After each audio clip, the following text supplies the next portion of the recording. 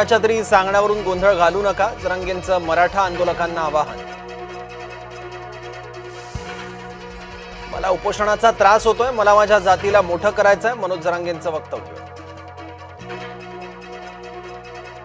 फडणवीस असो की पवार, ओबीसींमध्ये अन्य जाती टाकू शकत नाही, तर ओबीसींच्या वाट्यात कुणालाही वाटे करू नका, मंत्री छगन भुजबळ यांचं वक्तव्य।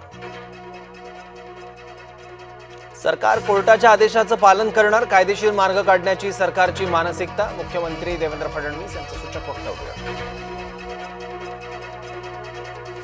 मराठा आरक्षणाचा प्रश्न का चिघळलाय, सुप्रिया सुळेंना विचारा, मुख्यमंत्री देवेंद्र फडणवीसांची टीका।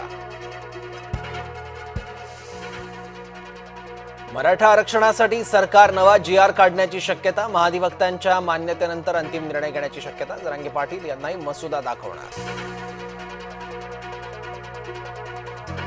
जरांगेंच्या आंदोलनाविरुद्धच्या याचिकेवर उद्या पुन्हा सुनावणी, आदेशाचं पालन झालं की नाही उद्या सांगा, कोर्टाच्या सरकारला सूचना। मुंबई बाहेरून येणाऱ्या आंदोलकांना बाहेरच थांबवा, मुंबईत आणखी आंदोलकांना येऊ देऊ नका, कोर्टाचा आदेश।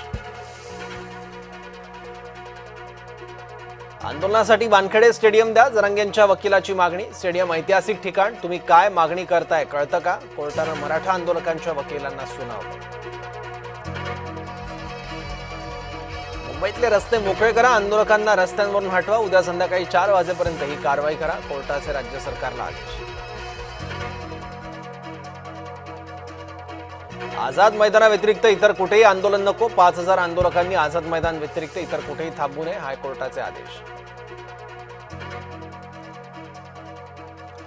आंदोलकांची चिखलात बसण्याची तयारी आहे का, आझाद मैदानात तंबू आणि रेल्वे स्टेशनचा आधार कशाला, मुंबई हायकोर्टाचे आंदोलनावर ताशेरे।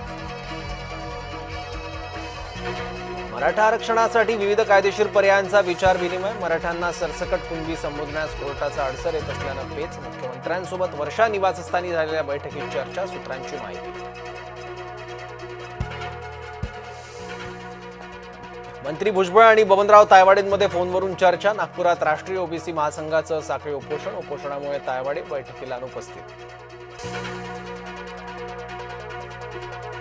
मराठा आंदोलकांना अन्न पाणी औषधोपचार पुरवा, अमित ठाकरेंचं मनसैनिकांना आवाहन।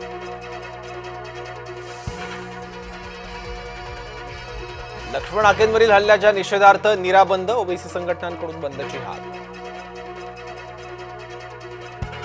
पुढच्या आठवड्यात शरद पवारांचा 2 दिवस नाशिक दौरा, 14 आणि 15 सप्टेंबरला पवार घेणार नाशिकचा आढावा, स्थानिक स्वराज्य संस्थांच्या निवडणुकांचं रणशिंग फुंकण्याची शक्यता।